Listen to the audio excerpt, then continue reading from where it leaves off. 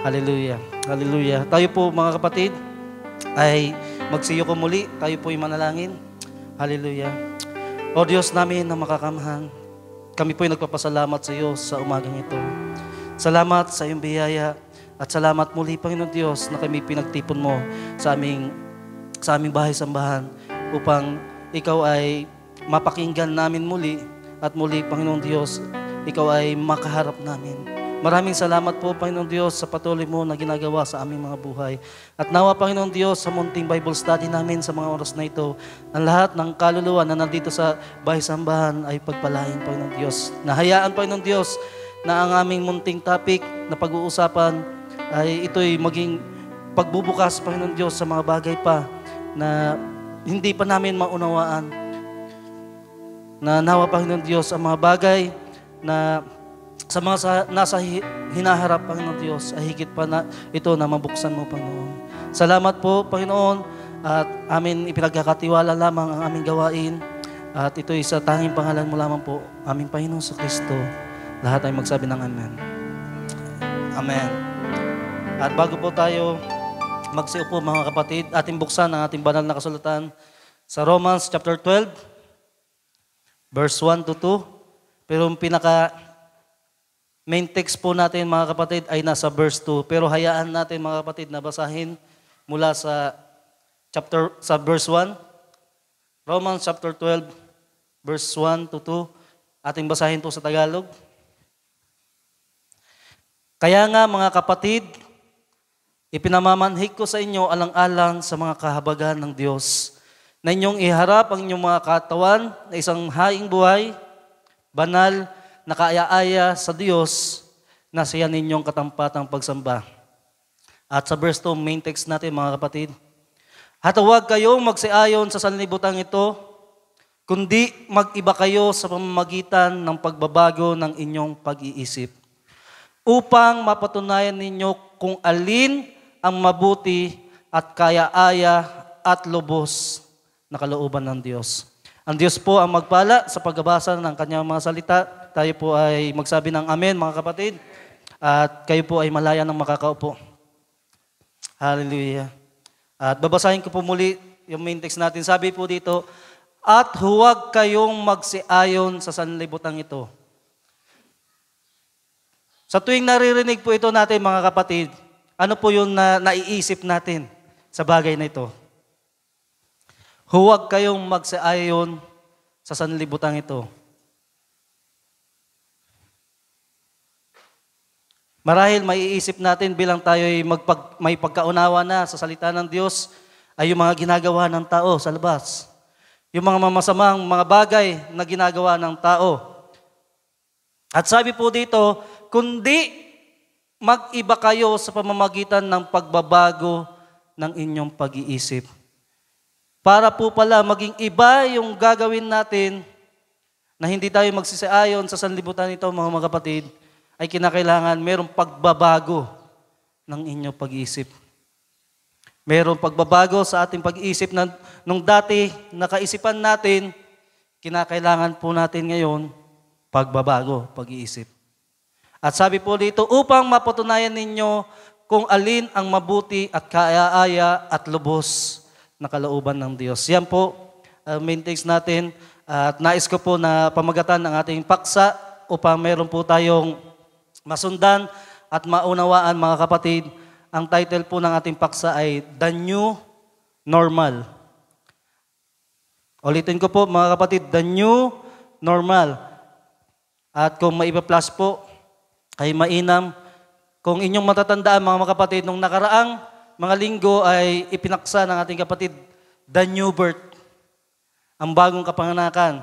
At habang nasa gawain ng mga oras na yon, mga kapatid, nakikinig sa ating kapatid, ay bago pa man tumayo ang ating kapatid, nag-iisip ako ng topic. Hindi po topic para sa Bible study ngayon, kundi para po sa mga kabataan po natin. Dahil nung nakaraan sana, ako po naka-schedule sa mga kabataan. At nagbubulay-bulay ako, ano ba yung magandang topic sa mga kabataan? Yung malalaman nila na yung mga bagay sa sanlibutan ito ay kinakailangan nila hindi sila magsiayon sa kalakaran na ng mundo. Alam natin na ang mundo ay pasama ng pasama at kinakailangan ng mga kabataan ay mapag-ingatan natin. Kaya sa pagbubulay-bulay ko ay napunta sa the new normal. At ninasa ko sana na sa kabataan pero na-cancel at alam ko ngayon June ay parang wala pang gawain sa kabataan na dahil sa pinaplano natin na pagpapaayos ng ating church at biyaya ng Diyos ay katulad nung sinabi ng ating kapatid Ryan na yung father's business na sana sa kabataan ay ipinaksa niya at nadama ko rin mga kapatid na ito'y pangkalahatan na natin na ipaksa. The new normal. At salitang ito mga kapatid, hindi na to bago sa atin. Nung pandemic, nung 2019, 2020, ano pa ba yun? Hanggang dumating yung 2021 ba natapos yung pandemic mga kapatid? Nung matapos yung pandemic, malimit natin mapakinggan sa balita yung katagang the new normal. At yung new normal hanggang ngayon, nakikita natin mga kapatid, ang mga tao malimit palagi na po na pag nandun sila sa labas, palagi na pong naka-face mask. Na dati-rati, bihira tayo makakita ng mga naka-face mask. Kung meron man tayo makikita mga naka-face mask lagi, mga kapatid, noon, makikita natin to doon sa bansa ng Japan. O kaya naman sa Korea, palagi po silang naka-face mask. Dati pa. Pero ngayon, sa Pilipinas, palagi na tayo nakakita ng naka-face mask, mga kapatid. Pag nandun sa mga pampublikong at mataong lugar, mga kapatid. At ano po ba na masasabi natin, ang mundo po ba natin ay normal pa po ba ngayon? Meron umiiling. Hindi na raw normal. Sa tingin po ng bawat isa, kung tayo po ay magbubulay-bulay, mag-iisip, titingnan natin yung inog ng mundo. Pag-inog ng mundo. Sa tingin po ba natin normal pa po ba ang mundo? Alam niyo po nung mid-20th century, meron pong Austrian professor, mga kapatid, na naggawa po ng experiment kasama yung kanyang estudyante, kanyang assistant. Ang pangalan po ay Professor Theodor Erisman. Pwede po ba natin ipakita, Sister Ann, yun picture ng professor at kanyang assistant? Isa pa. Yan po. Yung professor po na Austrian, yan pong may balbas. At yung assistant niya po ay si Ivo Kohler. At sila po, mga kapatid, ay gumawa ng experiment na nagsuot ng goggles. I-back natin, Sister, andun sa first image. Na yung goggles na yan, mga kapatid, sumuot, di ba? Experiment po noong mid-20th century, mga kapatid, na yung salamin na yan ay makikita niya inverted. Yung baliktad, na yung makikita niya habang suot niya yan, yung taas, nasa baba na. At yung nasa baba, ay nasa taas na, mga kapatid. At sabi nga po, sa experiment na yan, mga kapatid, nung unang suotin niya, yung salamin na yan, mga kapatid, nahihirapan siyang maglakad. Next picture.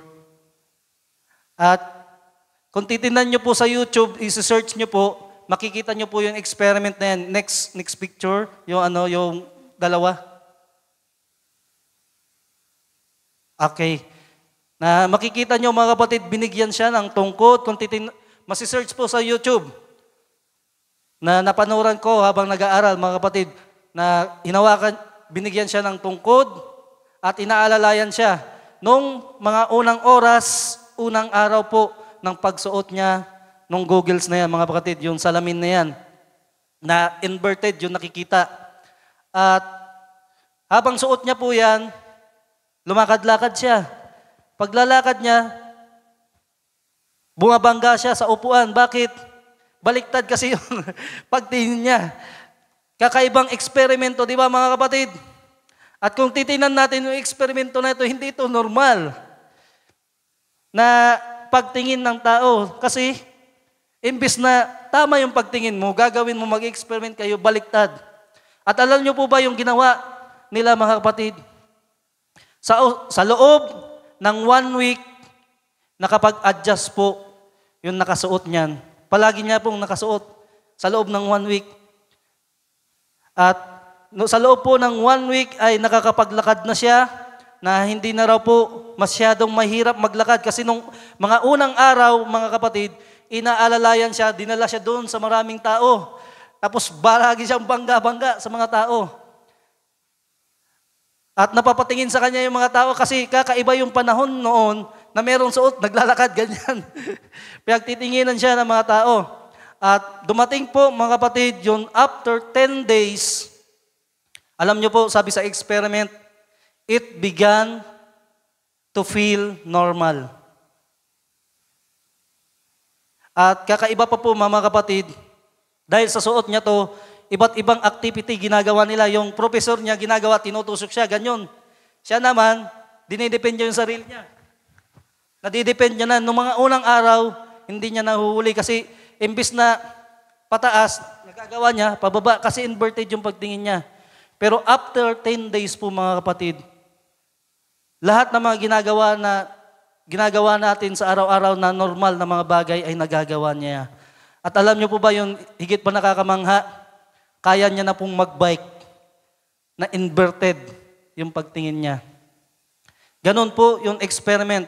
Sabi pa nga po na mga dalawbasa, this experiment showed that if the images which our eyes are consistent enough, kung ang image raw na nakikita ng ating mata ay consistent, palagi natin nakikita mga kapatid, yung utak raw po natin ay kayang mag-adapt at mag-perceive na yung mga nakikita natin mga images maging normal po mga kapatid.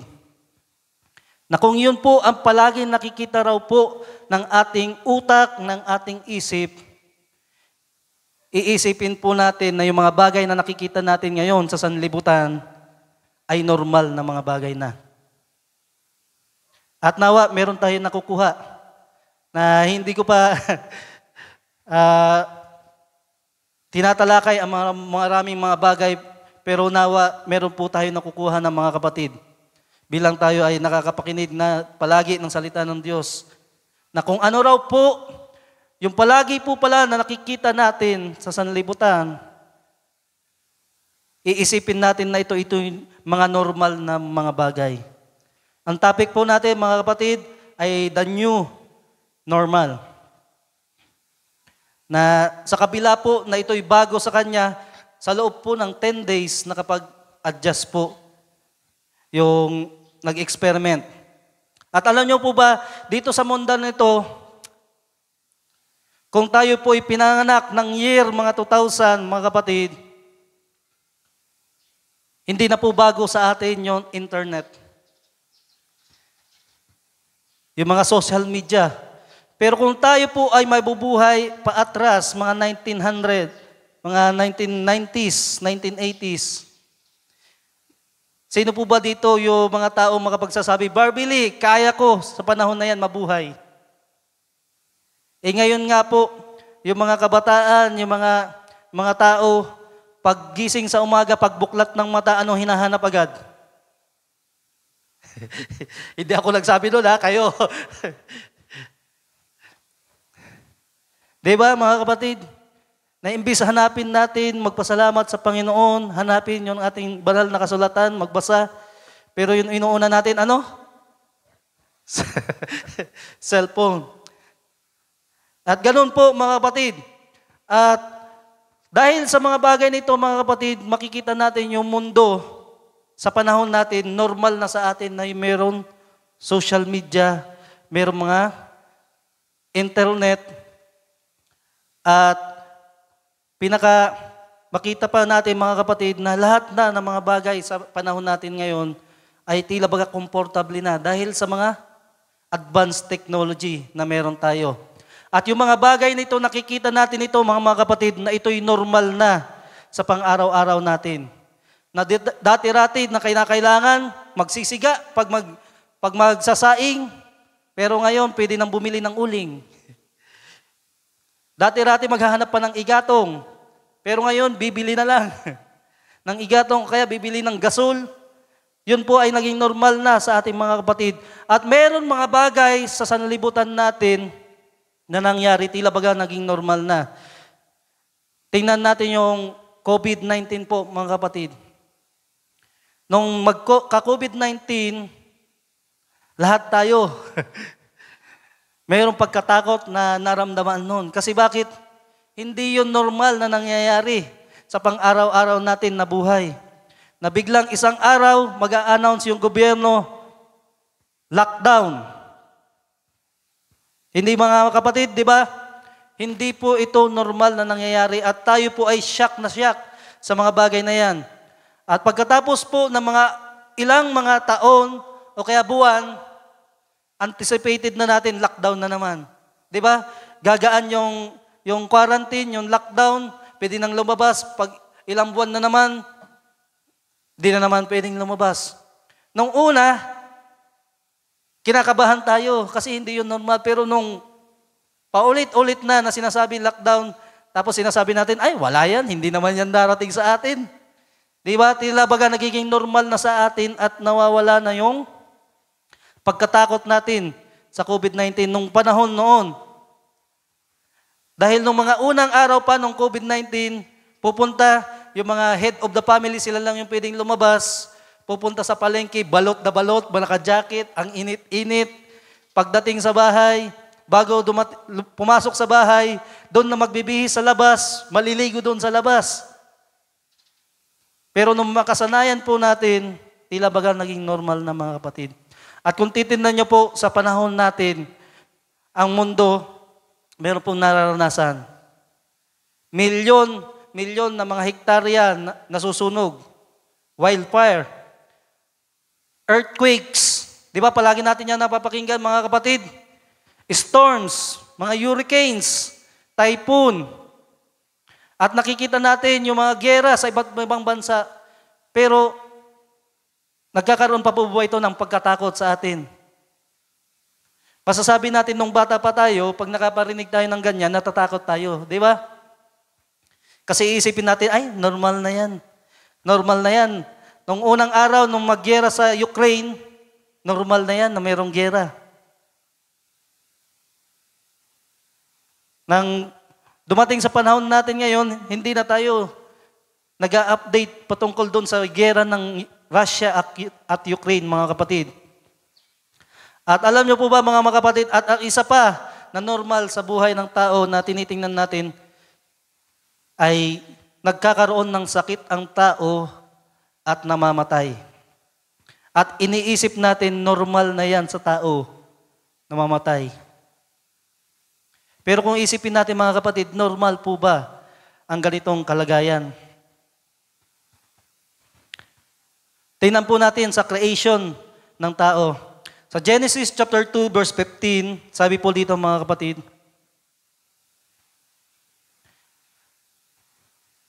to 17 nang babasahin natin. Sabi po sa verse 15, at kinuha ng Panginoong Diyos ang lalaki at inilagay sa halamanan ng Eden upang kanyang alagaan at ingatan. Ito po yung creation na nung nilikha po ng Diyos ang lahat ng mga bagay at yung lalaki ay nilikha ng Panginoon, inilagay po siya sa halamanan ng Eden upang alagaan at ingatan. At sa verse 16, at inutos ng Panginoong Diyos sa lalaki na sinabi, sa lahat ng punong kahoy sa halamanan ay makakakain ka na may kalayaan. Yun po yung magiging kalagayan ng lalaki, na sa lahat po ng mga pwedeng kainin sa Garden of Eden ay makakain niya. Pero meron, sa verse 17, ipinag-utos ang Panginoong Diyos, datapwat sa kahoy ng pagkakilala ng mabuti at masama ay huwag kang kakain, sapagkat sa araw na ikaw ay kumain niyaon ay walang pagsalang mamamatay ka. Na ibig sabihin mga kapatid, hindi sana normal sa isang tao na magkakaroon ng sakit at mamatay. Si Adan po sana mga kapatid ay hindi niya mararanasang mamatay. Hindi po sana normal na ganon ang kalagayan ng tao. Na dati-rati mga kapatid, si Adam at Eve ay malaya silang nakikipag-usap sa Diyos. At sa isip nila mga kapatid, nung magkamulat sila, ito'y normal na makausap nila ang Diyos. Pero nung sila ay mahulog sa Genesis chapter 3, verse 1 to 6,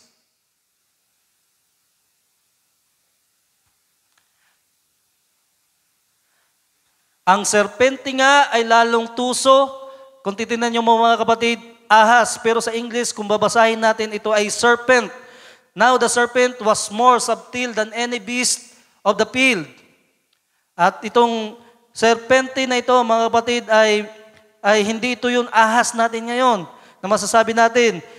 Dahil itong ahas na ito na tinutukoy dito ay nakakapagsalita. Kaya babasahin natin na ito'y bilang yung serpente sa verse 1 Tagalog. Ang serpente nga ay lalong tusok kaysa alinman sa mga hayop sa parang nanilikha ng Panginoong Diyos. At sinabi niya sa babae, tingnan nyo, nagsasalita yung serpente, tunay bang sinabi ng Diyos, huwag kayong kakain sa alinmang punong kahoy sa halamanan? At sinabi ng babae sa bunga ng mga punong kahoy sa halamanan ay makakain kami. Datapwat ang bunga ng punong kahoy na nasa gitna ng halamanan ay sinabi ng Diyos, huwag kayong kakain niyon, huwag ninyong hipuin, baka kayo'y mamatay. At sinabi ng serpente sa babae, tunay na hindi kayo mamamatay. Tingnan nyo, ipinerbit ng serpente yung salita ng Diyos. At sa verse 5, sapagkat talastas ng Diyos na sa araw kayo kumain niyon ay madidilat nga ang inyong mga mata at kayo'y magiging parang Diyos na nakakilala ng mabuti at masama. At sa verse 6, at nang makita ng babae ng bunga ng punong kahoy ay mabuting kanin at nakalulugod sa mga mata, at kahoy na mananasa upang mapapantas sa tao, ay pumitas siya ng bunga niyaon at kinain.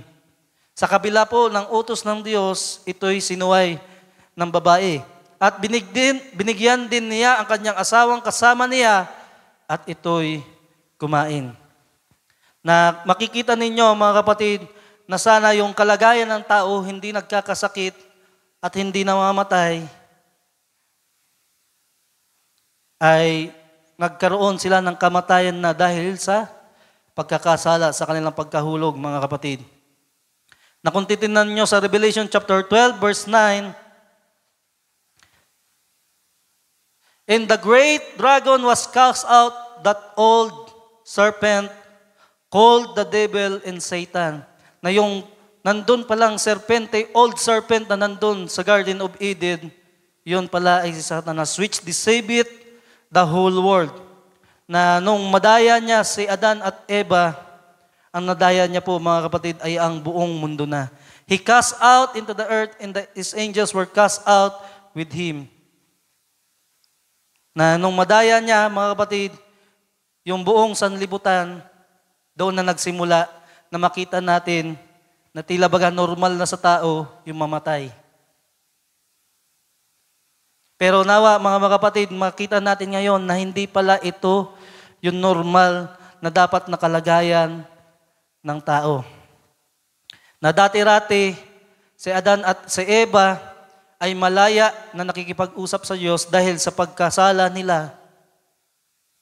Nagawa nila na magtago sa Diyos at nawala yung ugnayan sa Diyos. Sabi po sa Genesis chapter 3 verse 8 to 9, and they heard the voice of the Lord God, walking in the garden in the cool of the day. Nung ito po ay sila ay kumain na nung pinagbabawal. And Adam and his wife hid themselves from the presence of the Lord God amongst the trees of the garden. And the Lord God called unto Adam and said unto him, where art thou? Na galing sila na palagi silang nakikipag-usap sa Diyos, kasama ang Diyos, palagi nilang nakakasama, pero nung sila ay magkasala, nagawa nila na sila ay magtago na. Na dati-dati, normal sa kanila na palagi nilang kasama ang Diyos. Na pag dumarating, kausap nila. Yun ang normal na bagay. Pero nung sila ay magkasala mga kapatid, Yung dating normal ay nagawa nila na hindi na sila nagagawa yung mga bagay na yon.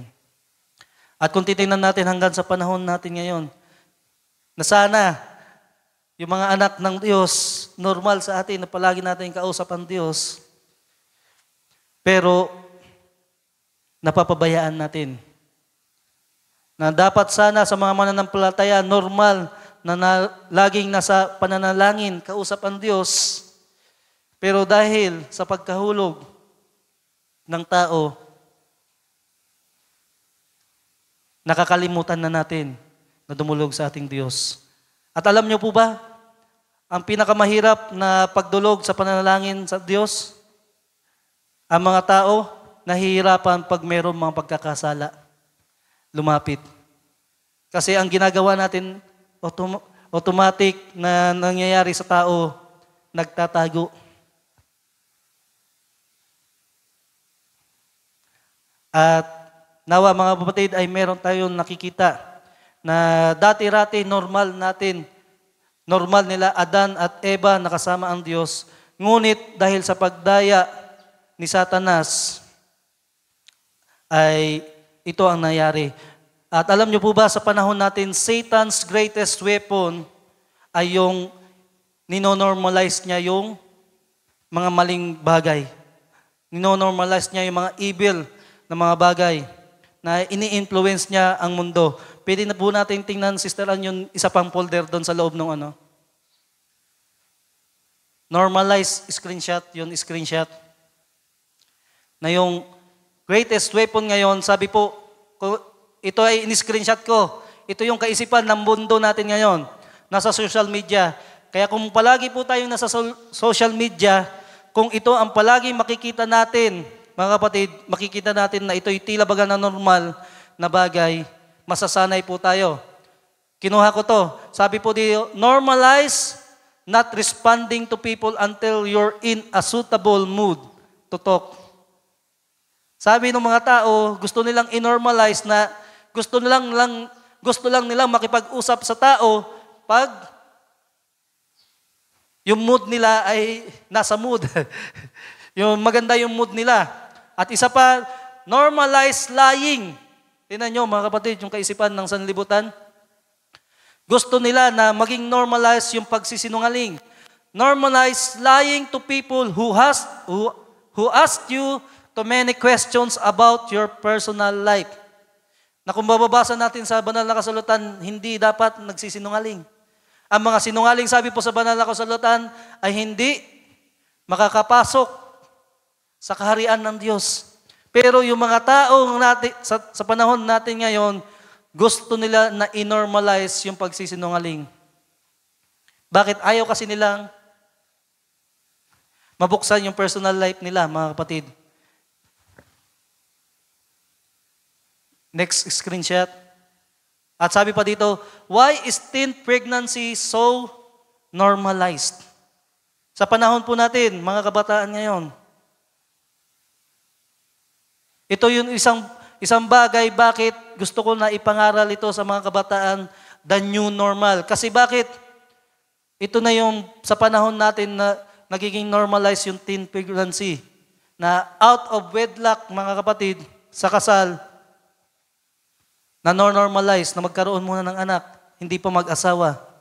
Nawa ay makita natin ito, mga kapatid, na ito yung nagiging normal na sa panahon natin ngayon. Na sa panahon natin ngayon, normal na yung mga artista naka-live-in. At yung mga tao, naging normal na ito sa kanilang paningin, sa araw-araw, sa telebisyon, napapanood nila. Kaya yung mga tao ngayon, tila baga normal na mayroong ka-live-in ngayon. Hindi kasal, magka-live-in. At isa pang nagiging normal, mga kapatid, sa panahon natin ngayon, meron ng mga transgender. Noon, dati-rati, yung mga bakla, nahihiya pa noon na ipakita sa mga tao na sila'y bakla. Nung panahon ko noon, high school po ako, mga kapatid, elementary, pag meron kaming kaklasing ganon yung kalagayan, ay nahihiya pa ito na umamin. Hindi ito nagpapakita. Pero nung mga dumating yung mga panahon, makikita mo na, rumarami sila ng rumarami. Bakit? Dahil po sa television nakikita, nagiging normal na sinasabi nila, walang masama sa ganitong bagay. Pero alam natin sa banal na kasulatan, ayaw ito ng Diyos. At sa pagdating ng panahon, hindi sila nakontento, ano ginawa nila? Pinabago nila yung kasarian nila. Naging transgender. At sa panahon natin ngayon, palala ng palala yung mga tao. Next, let normalize men wearing crop top. Meron na po ba kayo nakita nito? Nung isa, meron po ako nakita mga kapatid sa Facebook. Kaya nung nag-prepare po ako mga kapatid, hinanap ko talaga, sabi ko, titype ko, let's normalize men wearing crop top. At ito yung nakita ko mga kapatid. Next photo. Yan yung itsura, mga kapatid. Gusto nilang i-normalize. Tumatawa yung mga kabataan. Sino po ba dito gusto ganyan? Alam niyo po ba, yung mga nakikita natin nagaganyan nagsuot, dati-rati noon, yung mga bakla lang, mga kapatid. Pero ngayon, isinusulong ng mga tao, let's normalize men wearing crop top. Inano ko naman yung pangalan, yung picture, saka hindi naman siya nakaharap. Kaya inilagay ko siya mga kapatid. Na kung titingnan nyo po yung mundo, Satan's greatest weapon po ay ninonormalize niya yung mga evil na mga bagay na ayaw ng Diyos. He influenced our world, mga kapatid. Ano yun na natin, Sister Ann? At alam nyo po ba, isa pa na ninormalize ng mga tao ngayon, yung abortion. Na yung abortion po ay hindi na po ito po ay hindi na tinatawag na murder ng innocent na mga children, kundi ano ang ginagawa nila? Ito po ay healthcare na. Kasi bakit? Marami ng mga anak. Ganito na po sa panahon natin ngayon. Pero hindi alam ng mga tao, sila ay pumapatay. Immoral sexual lifestyle na tinatawag na ngayon called lifestyle choices. Mga immorality, mga immoral na mga lifestyle ng mga tao. Tapos, the two genders that God created, yung dalawang kasarian sana na nilikha ng Diyos sa panahon natin ngayon. Kung makikita nyo sa YouTube, makikita nyo sa mga social media, ang sinasabi nila, I identify myself as. Hindi na sila nakontento doon sa LGBTQ+. Meron pa mga, I identify myself as. Ganon po yung nangyayari na sa panahon natin ngayon.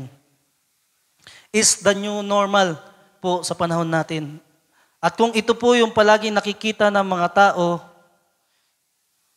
iisipin nila yung mga tao na tumutupad at namumuhay sa salita ng Diyos, sila na yung magiging mga peculiar people, mga weirdo. Makita yung mga kababaihan na mahaba yung buhok, hindi na kayo ang yung normal.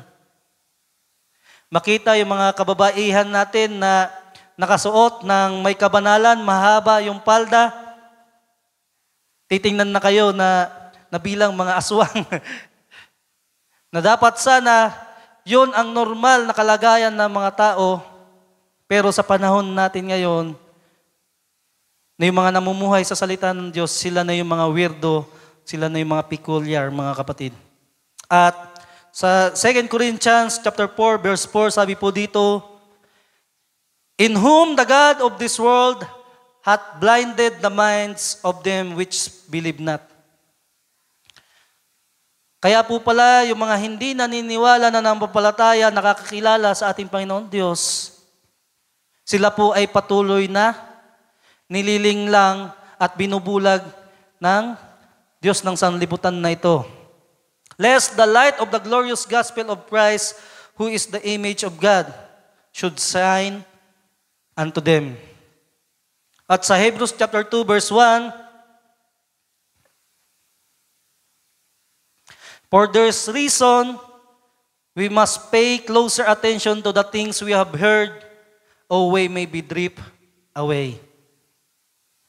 Dahil sa mga bagay na ito na nakikita natin sa sanlibutan natin mga kapatid, tandaan niyo yung main text natin, mag-iba tayo ng pag-iisip sa sanlibutan. For this reason, we must pay closer attention to the things we have heard. Hebrews chapter 2 verse 1. Na yung mga bagay na tila baga nakikita natin normal na sa ating mundo, sa ating sanlibutan, ay dapat ay mas maging pay closer attention tayo sa mga nangyayari. To the things we have heard, or we may drift away. Yan, mga dati na dapat sana normal talaga na buhay ng mga mananampalataya, ngayon, tayo po ay na-impluwensya ng mga mundo. Sa mga kabataan, mga kapatid, nawa ay maunawaan niya kung ano yung nais ko na ipaabot sa inyo. Yung isa pa nakikita ko, yung hindi normal sa mga kabataan na may kasintahan, na nag-aaral, estudyante. Na kung titingnan natin sa banal na kasulatan, kung kayo po ay maghahanap ng kasintahan, ito po ay para na sa patungo na sa pag-aasawa. Kung titingnan nyo yung banal na kasulatan, wala dito na naghanap lang ng kasintahan. Tapos pagkadaka, magpapalit. Kung titingnan nyo po mga kapatid, nung si Isaac po, mga kapatid, ay nakita ni Abraham yung kanyang pangangailangan, kailangan niya ng asawa. Inutusan niya yung kanyang servant na si Eleazar, pumunta ka sa lugar na ito, ganito, at hihanap mo ang aking anak. Na sana mga kapatid, hindi po yung ganito yung normal na kalagayan ng mga kabataan. Alam niyo po ba, nung kabataan ko, elementary, wala pa yan, mga ganyan-ganyan. Pag high school ko, meron na ako nakikita. Pero patago-tago pa noon. Pero sa panahon natin ngayon, pag wala kang kabataan, ay wala kang kasintahan, tapos kabataang lalaki ka, sasabihin sa'yo, maluya ngayang lalaki nga di.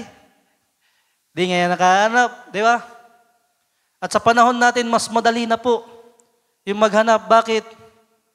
I-chat na lang, wala na yung talagang seryoso na paggalang, pagtingin sa babae. At minsan pa, malala mga kapatid, yung mga kababaihan pa ngayon sa panahon natin ngayon, yun unang nagbibigay ng motibo.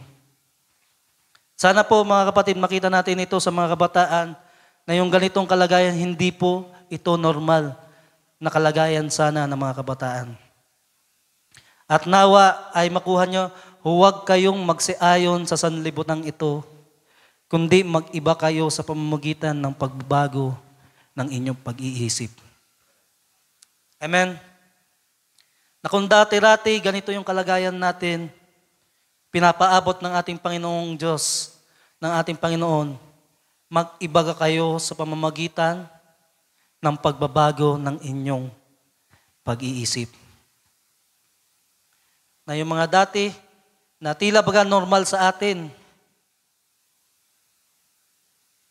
tingnan natin ito sa salita ng Diyos. Yun hanapin natin yung normal, yung salita ng Diyos. Amen? Nawa ay meron ako. Ang lalim na ng mga iniisip.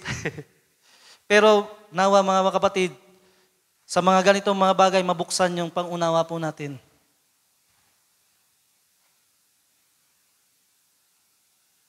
Kasi ako, especially, meron akong mga kapatid na babae. Kapatid na lalaki. Ngayon, high school pa lang.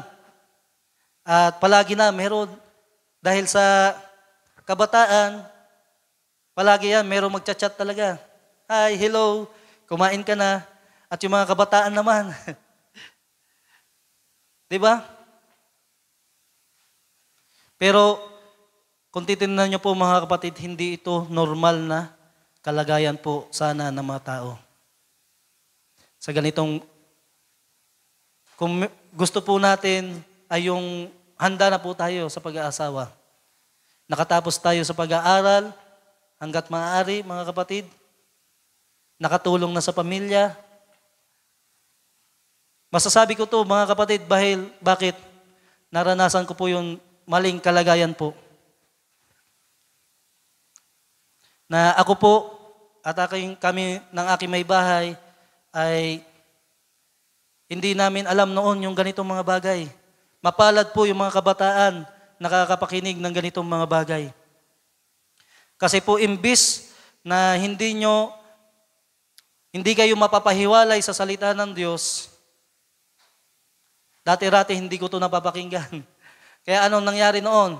Nauna muna yung anak namin. Pero dahil po sa biyaya ng Diyos, ay meron pagre-renew, pagbabago ng kaisipan na nangyari sa amin. Na dati-rati nasa maling kalagayan, dati-rati bulag. Alam niyo po ba yung kantang Amazing Grace? How sweet the sound that saved a wretch like me. I was blind. Dati-rati tayo yung mga bulag, mga kapatid. Pero dahil sa liwanag ng Panginoon, tayo po'y nakakikita na ngayon. Amen. At sa pagpapatuloy, mga kapatid, sana ay makuha nyo, mga kapatid, sa mga kabataan. Sa Ephesians chapter 2, verse 2 to 3, Ephesians chapter 2, verse 2 to 3, sabi po dito, na inyong nilakaran noong una ayon sa lakad ng sanlibutan ito. Alam niyo po ba, di ba mga kapatid, marami tayong mga lakad noon na taliwas sa salita ng Diyos. Nasabi ni Apostol Pablo sa mga taga-Epeso na inyong nilakaran noong una. At alam natin yung mga bagay na nilakaran natin noong mga panahon na hindi pa tayo nakakakilala sa Panginoong Diyos, yung lakad natin katulad sa sanlibutan ito. Ayon sa Pangulo ng mga kapangyarihan ng hangin, na yung ginagawa po pala natin, ayon po sa prinsipe ng kahanginan. Sino ito? Ito ay si Satanas, mga kapatid, ng espiritu na ngayon ay gumagawa sa mga anak ng pagsuway. At sa verse 3, sa gitna ng mga yaon, tayo rin naman ng ibang panahon ay nangabubuhay sa mga kahalayan. Kalagayan natin ito, mga kapatid, ng ating laman. At ating ginagawa ang mga pita ng laman at ng pag-iisip. Na yung ginagawa natin, pita ng laman at pita ng pag-iisip. At tayo nooy katutubong mga anak ng kagalitan, gaya naman ng mga iba. Na dati-rati, mga kapatid, ganito yung kalagayan natin. At iniisip natin noon, mga panahon natin, hindi pa tayo nakakilala sa Panginoon Diyos, ito'y normal sa buhay natin. Pero nung tayo'y makakilala, makapakinig sa salita ng Diyos, praise God, nag-iba yung ating pag-iisip, meron ng pagbabago. Na sa mga panahon natin ngayon, yung mga tao na sa ating paligid noon, yung dati nating kasamahan, na tayo'y kainuman natin ngayon, nagtatampo na sila ngayon. Bakit? Iba na kasi yung pag-iisip natin. Meron na tayong bagong normal na kinabubuhayan ngayon. Yung normal talaga na ipinakita ng Diyos. Amen? At sa Ephesians chapter 4, verse 22, sabi po dito, verse 4, verse 22, at inyong iwan tungkol sa paraan ng inyong pamumuhay na nakaraan ang dating pagkatao. Amen? Na sumama ayon sa mga kahalayan ng pagdaraya. Verse 23, at kayo'y magbago sa espiritu ng inyong pag-iisip, and be renewed in the spirit of your mind. Na yung pagbabago ay kinakailangan natin na sa ating pag-iisip, mayroong pagbabago po tayo na maranasan. At kayo'y magbihis ng bagong pagkatao na ayon sa Diyos ay nilalang sa katwiran at sa kabanalan ng katotohanan. Kaya nga, pagkatakwil ng kasinungalingan, ay magsasalita ang bawat isa sa inyo ng katotohanan sa kanyang kapwa, sapagkat tayo'y mga sangkap na isa't isa sa atin. Kaya nga, pagkatakwil, verse 26, kayo'y mga galit, huwag kayong magkasala, huwag lumubog ang araw sa inyong galit. Nibigyan daan man ang diablo. At sa verse 28, ang nagnanakaw o huwag nang magnakaw pa, bagkus magpagal. Ito po yung mga bagay, mga kapatid, na kinakailangan natin na baguhin na sa ating pag-iisip. Yung una na sinabi na Apostol Pablo, yung pagsisinungaling, ay magsalita sa bawat isa na may katotohanan na po, mga kapatid. At kung kayo'y nagagalit po, ay wag raw po magkasala, mga kapatid. Kung tayo ay nagagalit, napupuot, nagkakasala tayo sa ating kaisipan, ay wag po tayong magkasala. At sabi rin po, huwag lumubog ang araw sa inyong galit dahil nabibigyan daan ang diablo. At sa verse 28, ang nagnanakaw ay huwag nang magnakaw pa. At bagkus magpagal na igawa ang kanyang mga kamay ng mabuting bagay upang siya'y may maibigay sa nangangailangan. Anumang salitang mahalay ay huwag lumabas sa inyong bibig. Ano po yung English nito sa verse 29?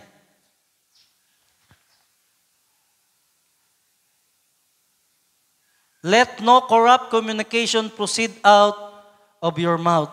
Mga mahalay po ng mga salita, mga maruruming salita po, mga kapatid. Gaya po ng pagmumura, gaya ng pagsasalita ng kalaswaan, nawa po ay let no corrupt communication proceed out of your mouth. Kundi ang mabuting ikakatibay ayon sa pangangailangan upang makinabang ng biyaya ang mga nagsisipakinig.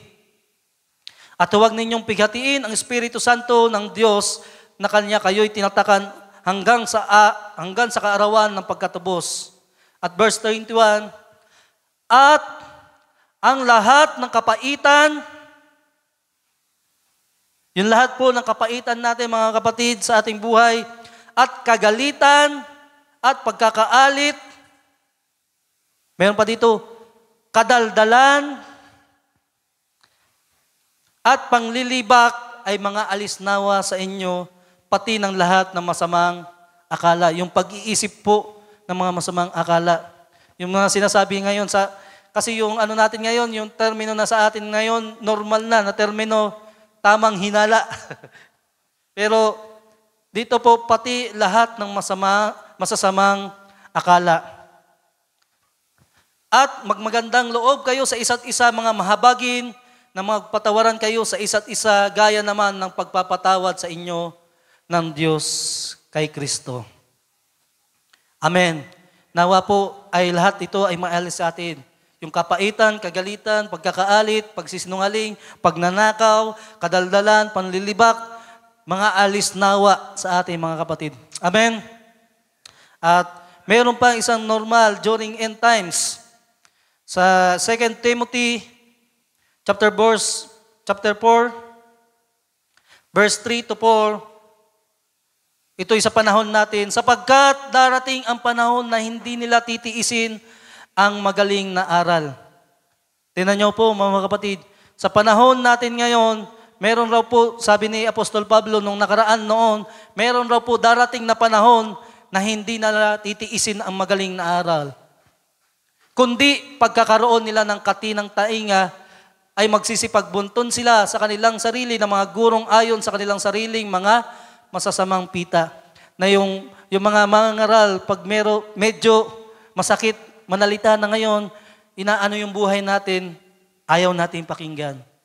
Gusto natin palaging encouragement na sabi dito, pagkakaroon nila ng kati ng tainga. Kaya nawa mga kapatid, pag meron tayong napapakinggan na sinasabi, ayon sa salita ng Diyos, pakinggan po natin. Na meron raw po darating panahon na ganyang kalagayan na po ng mga tao na hindi na titiisin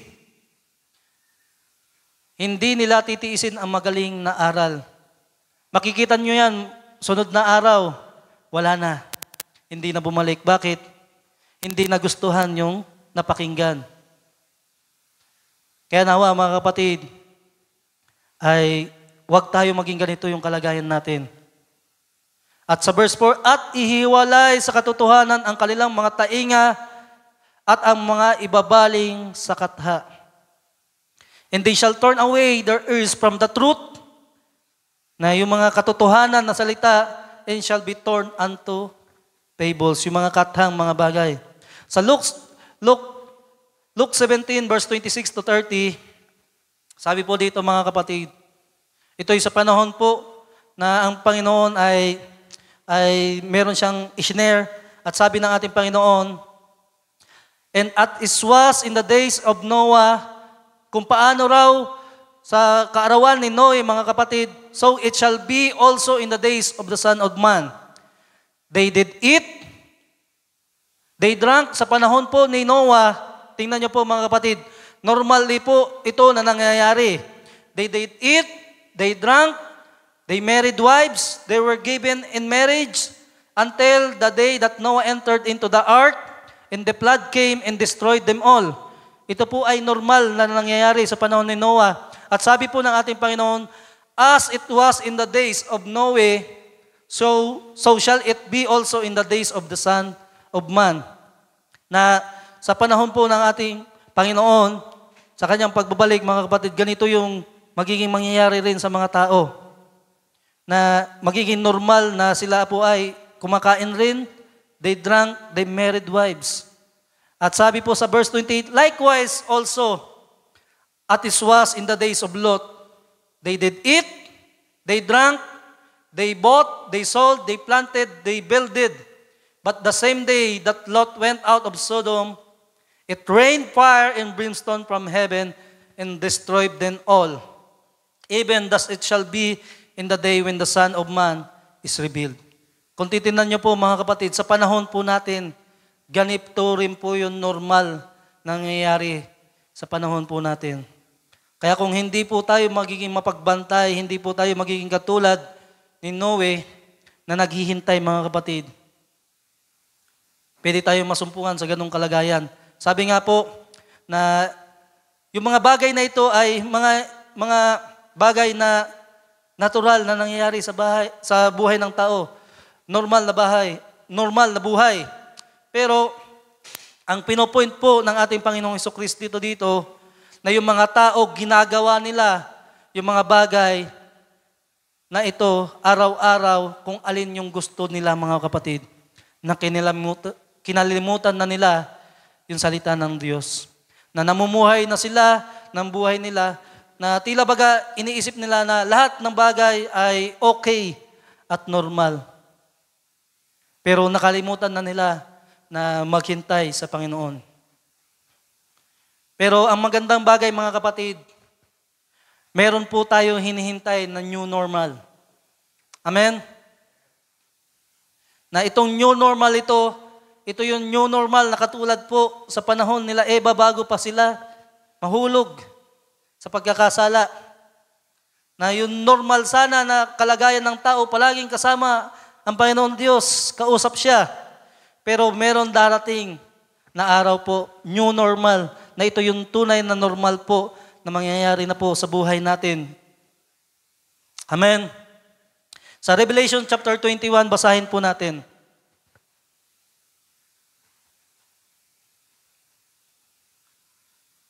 Chapter 21, verse 1 to 8. Kung titingnan nyo po yung Bible nyo sa e-sword nyo, ay meron po yung title na The New Heaven and the New Earth. At ito po yung new normal na hinihintay po natin mga kapatid.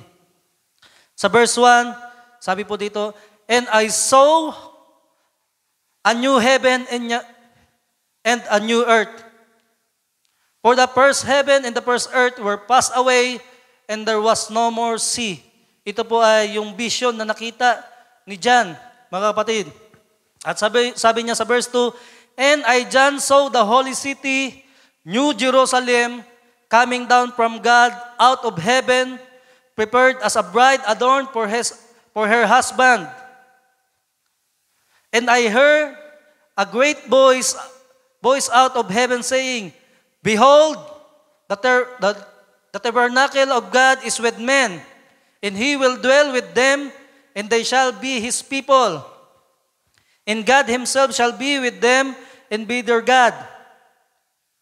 At sa verse 4, And God shall wipe away all the tears from their eyes,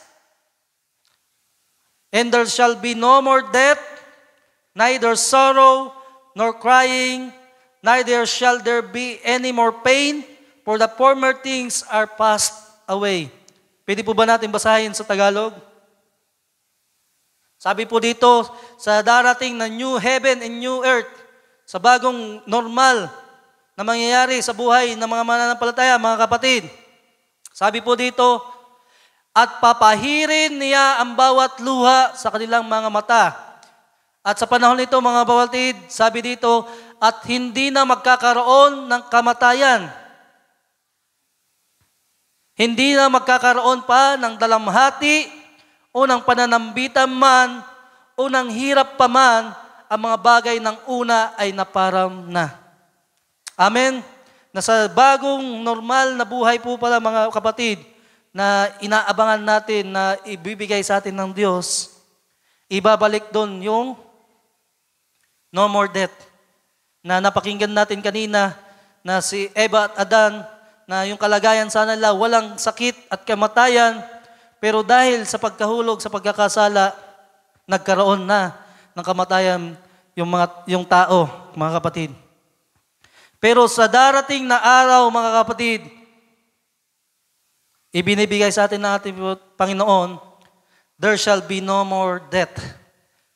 Wala ng kamatayan, hindi na magkakaroon ng dalamhati. Gusto natin yon, mga kapatid? Kasi ngayon, sa panahon natin ngayon, palaging may dalamhati. Magkaroon ng kabiguan, kalungkutan, na mayroong mga bagay na nangyari, tayo po'y nasa pagdadalamhati. Sabi po dito, unang pananambitan man, unang hirap pa man, ang mga bagay ng una ay mapaparam na. Amen. At sa verse 5, In that sat upon the throne said, Behold, I make all things new. And He said unto me, Write, for these words are true and faithful. Amen. Na gagawa ang ating Panginoon ng bago. Ito yung magiging new normal na magiging buhay na natin. Na kung sa pandemic, pagkatapos ng pandemic, new normal na natin, na palaging naka-face mask, yung mga kabataan, yung mga estudyante, hindi na nakabalik talaga yung palaging nasa paaralan kasi hanggang ngayon, meron pa rin online class. New normal na po ito.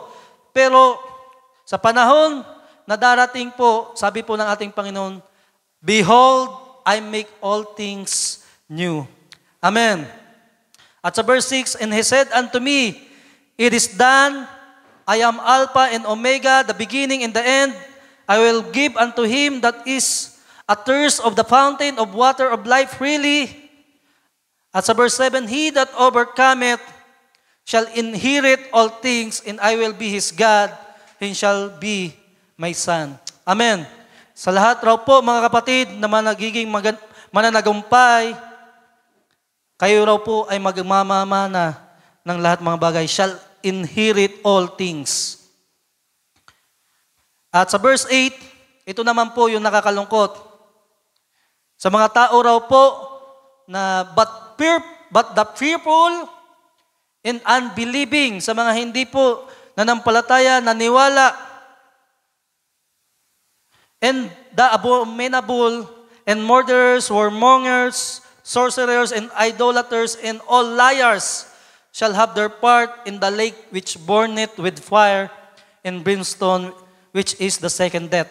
Sa Tagalog po, sabi po dito, mga kapatid, ngunit sa mga duwag, alin po yung mga duwag na tinutukoy dito? Ito po yung mga mananampalataya na nagsiatras, hindi nagpatuloy.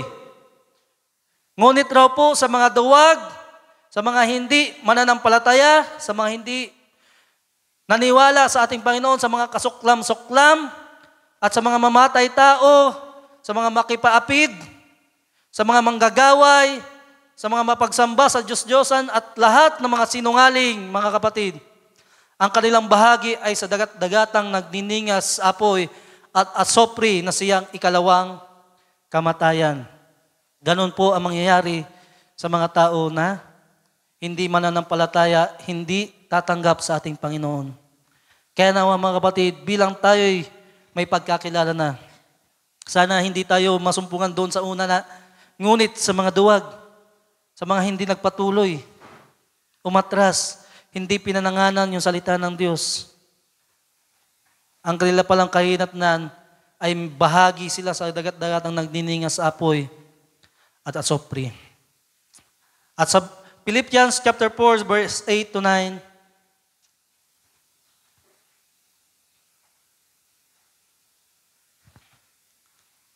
finally, brethren, whatsoever things are true, whatsoever things are honest, whatsoever things are just, whatsoever things are pure, whatsoever things are lovely, whatsoever things are a good report, if there be any virtue and if there be any praise, think of these things. Sa Tagalog, katapos-tapusan mga kapatid, ano mga bagay na katotohanan, kagalang-galang, matuwid, malinis, kaibig-ibig, bagay na mabuting ulat, kung anumang mga bagay na merong kagalingan, mga kapatid, kapurhian, lahat ng ito, mga kapatid, yung mga bagay na mabuti, mga kapatid, ay isipin ninyo ang mga bagay na ito. Yun raw po ang ating isipin. Pero paano po natin maiisip ito palagi? Sa pakikinig po at pakikinig ng salita ng Diyos. Kaya kinakailangan po natin palagi tayong nakikinig ng salita ng Diyos. Palagi tayong nasa gawain, palagi tayong, kung tayo man po ay may circumstansya, wag po natin palampasin yung gawain natin kasi meron tayong nasa live streaming. Meron tayong nasa YouTube, na pwede nating i-review, mga kapatid. Ano raw po mga bagay na mabuti, if there be any praise, think of these things. Those things sa verse 9, Tagalog, ang mga bagay na inyong natutuhan at tinanggap at narinig at nakita sa akin, ang mga bagay na ito ang gawin ninyo at ang Diyos ng kapayapaan ay sa inyo, mga kapatid. Na yung mga bagay raw po na natutunan natin at tinanggap natin kay Apostol Pablo, mga kapatid, ang mga bagay raw ito, yun po ang gawin natin.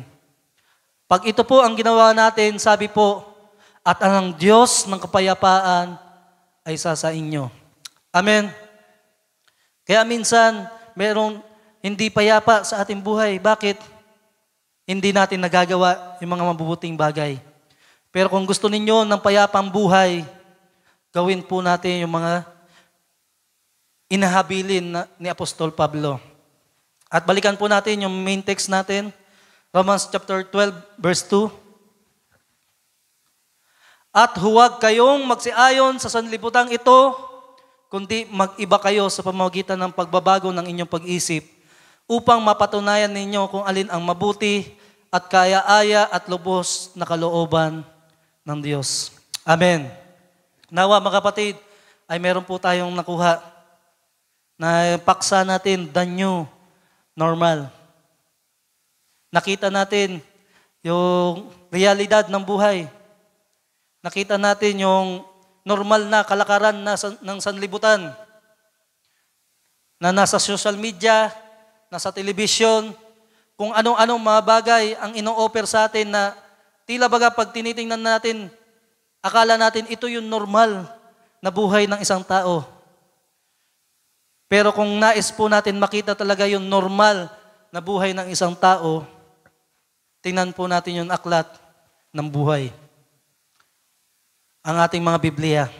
Kung nais po natin makita talaga yung normal na kalagayan ng tao. Nasabi ko nga kanina na yung mga pananamit na natin na may kabanalan, pagpapahaba ng buhok ng mga sister. Tila baga ito na yung nagiging weirdo sa sanlibutan. Dati-rati mayroong mga kwento pa, dumadaan yung mga sister, sinabihan sila, mga aswang.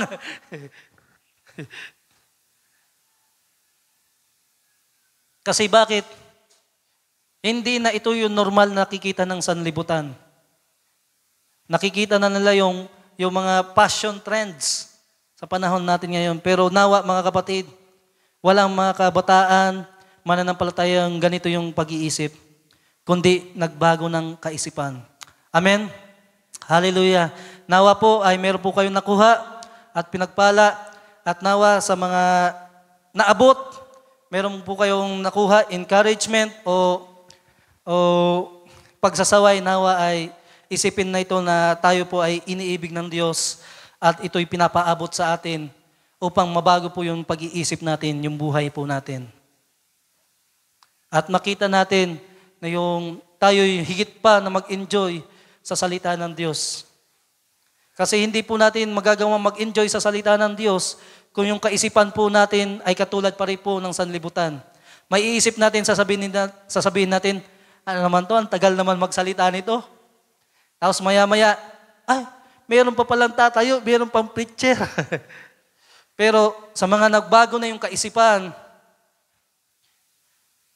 at nakatanggap na ng salita ng Diyos, bawat bahagi ng ating gawain, ini-enjoy na nila ito.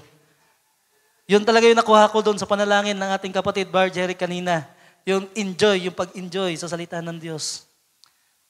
At nawa mga kapatid ay meron po tayo nakuha at natutunan. Tayo po ay magsiyoko. Pansandali po tayo na magpasalamat sa ating Panginoon. Hallelujah. Hallelujah.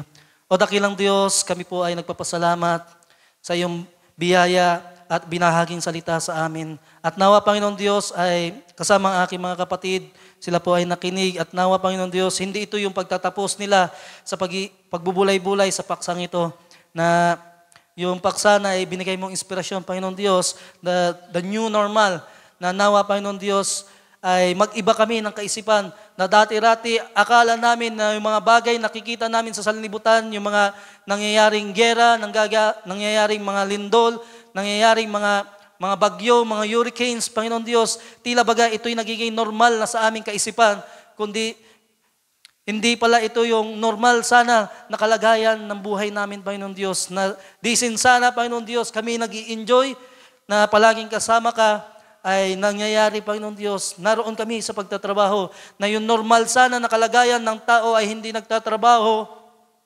ay ngayon ay kailangan namin sa pamamagitan ng aming mga pawis, ng aming pagpapagal, ng aming mga kamay ay kinakailangan namin na kumita para merong makain.